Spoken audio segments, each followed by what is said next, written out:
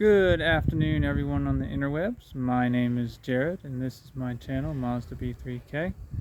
This is going to be a quick introductory video to my Kubota tractor. I'm sure you guys have seen it in the background now for a while, but I figured it was time to make a video, kind of point some facts out about it, and introduce it, as there's a couple of videos I do want to make about it pertaining to regular maintenance on the tractor. Without further ado, let's get started.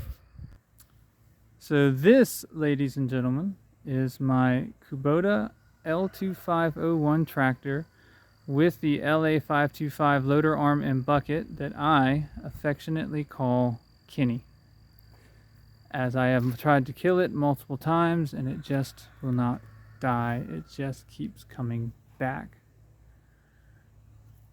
So this is what Kubota considers a compact tractor, meaning it's not like a little garden tractor that maybe you would have in suburbia. This is a real tractor that can get real work done.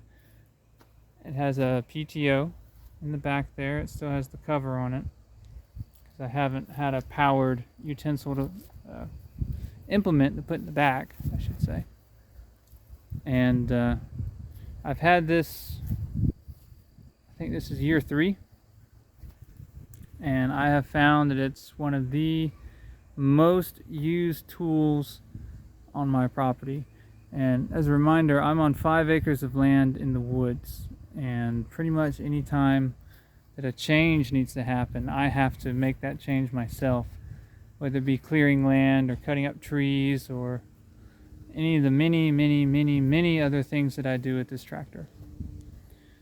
So as I've been talking, I've been going around. As you can see, I've put work on it. This is a work tractor. It's not a pavement princess. And wanted to introduce it, kind of talk about it, explain what it does, and just kind of set the stage, as I wanted to do a video on the 10-hour maintenance. As you can see, there's a warning about it. So I want to do a video on that, and then as I put more hours on it in the future, other videos for other maintenance items. Fortunately, I wasn't working on the channel when we hit the 100-hour maintenance mark, because that involved doing a lot of stuff, which would have been pretty worthy to put out there on the interwebs. Let's get in and take a closer look. So I don't actually know the size of these tires, but they are agricultural tires. They will last forever. I don't have anything in them but air right now. You can add in, I've heard water with antifreeze, I've heard slime, I've heard like beet juice, I think it is. You can add ballast to these rear tires to give you more ground engagement when you're digging.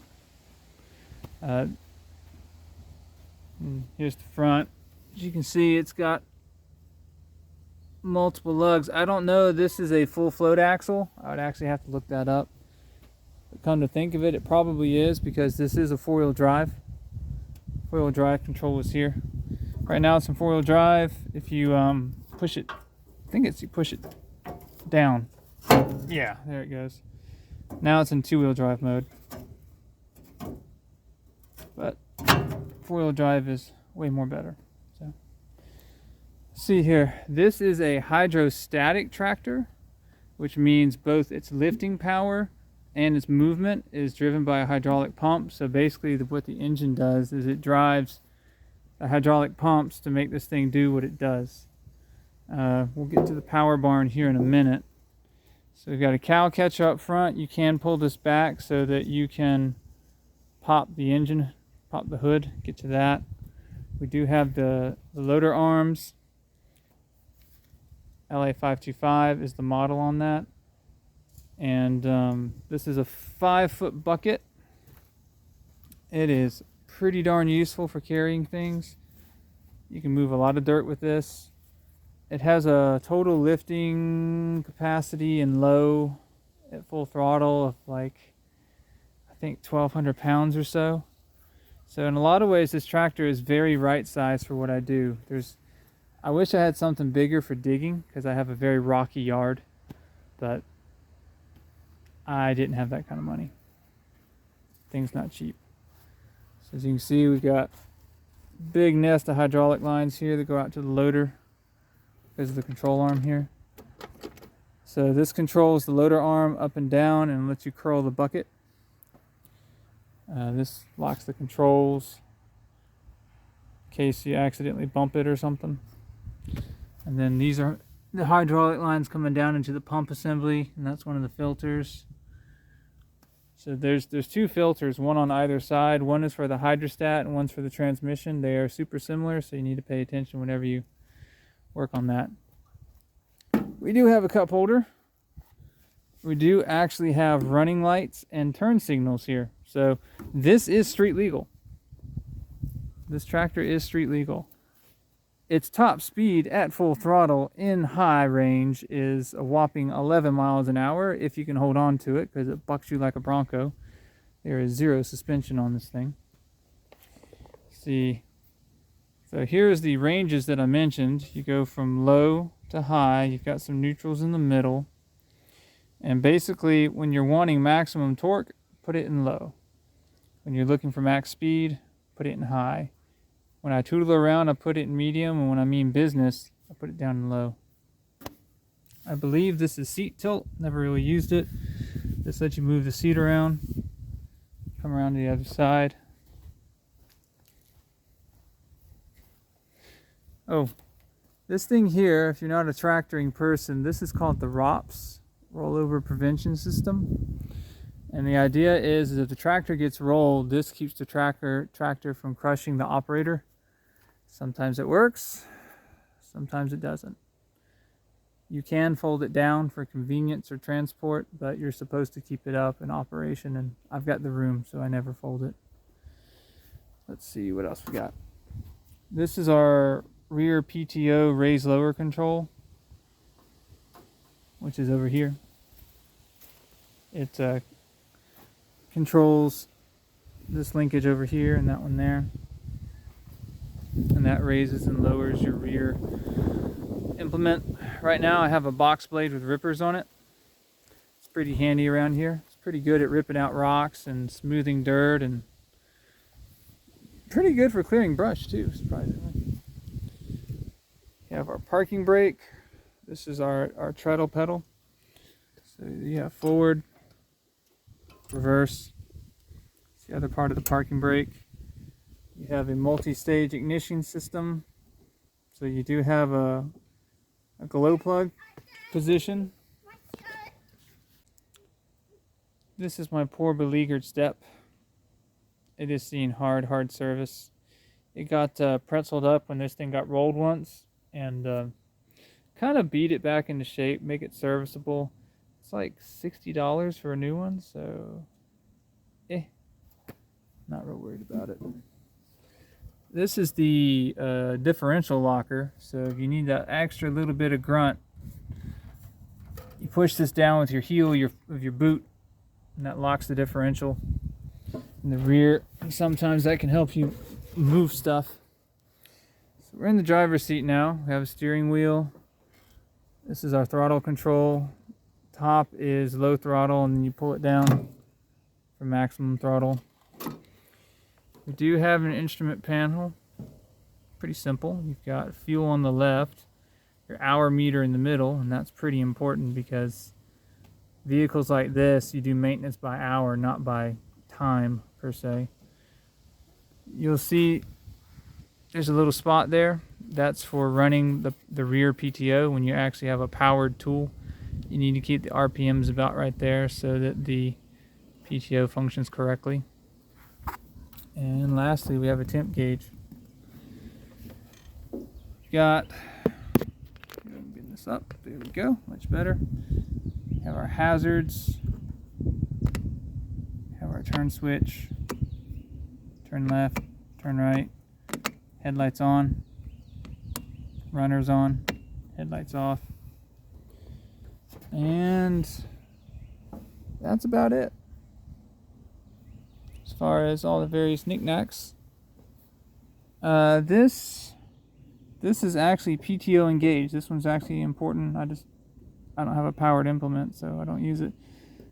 In the current setting, it is off. That would turn the PTO on if the tractor was running. So everything is pretty well laid out. One operator, and I'm 5'10", so I'm a little taller than average, but not much. But one operator can comfortably kind of reach everything with their foot. I mean, you're going to need all your feet, both feet, and really both hands to operate this well. So you have controls on your left, controls on your right. There is a seat belt. You are supposed to wear this when you get on inclines. It's about as flat as a frying pan in my yard, so haven't really had a need for that, but it is there. Okay, that's kind of the controls and how this thing runs, or how it works. So let's go ahead and talk about the power barn. So this metal loop right here, that is actually your hood pole. As you can see, got the hood partially open, but you got to pull the cow catcher back. So put that back down.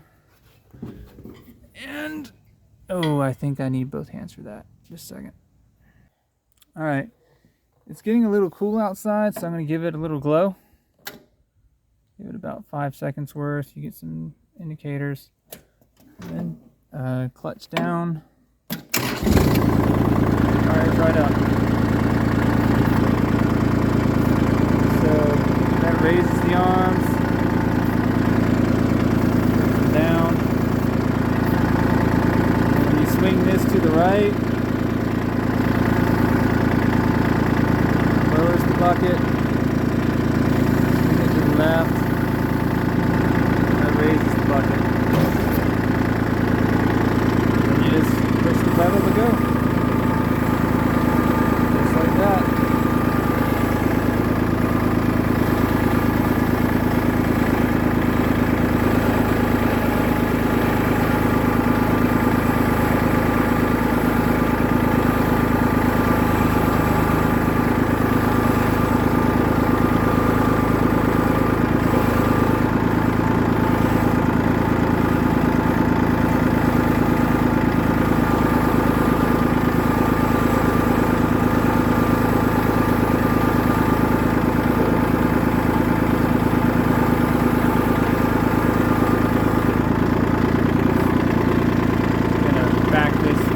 To its spot in the barn.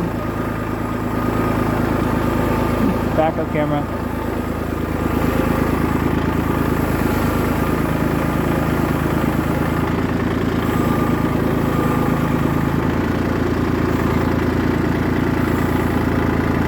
Gotta make sure I don't hit the mower.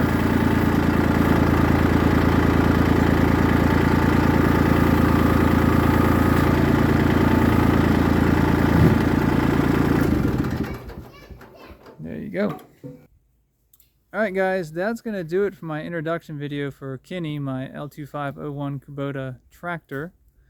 Let me know what you think. Let me know if you want some more videos. I definitely have one video in mind, but beyond that, if you guys want to see how I use it around the house, or how to do certain things with it, or different systems like the Quick Connect system that I paid for, then let me know. Put it in the comments. So please like, share, and subscribe. And remember, I make the mistakes so you don't have to. I'll see you guys next episode.